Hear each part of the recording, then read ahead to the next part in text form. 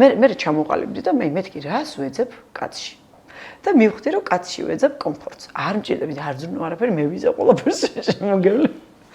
მე მიხედავ ჩემთავს კომფორტული ადამიანი იყოს რა. და აი კომფორტს მივაწექი. და მე უცებ შემოგიყვარდა. ხო, თვალსა და ხელშუა შემიყვარდა. თან რომ პროცესში რაზე მეშლებოდა, იცი ნევრები ვის უბედავს პროსტ. აი ვის ეპოტინება. საერთოდ იყო, მაგრამ კი გადაუჯოგრა ყველას. მართლა ხო? თავისი სიმშვიდით თან იცი რა მგონია? თქვენ ხო გაკვირდებით შორდა მე ძალიან მომწონს რა თქვენი წველი. აი შენ ხო რაღაცა ბაბოკარი წაეცხლე არა.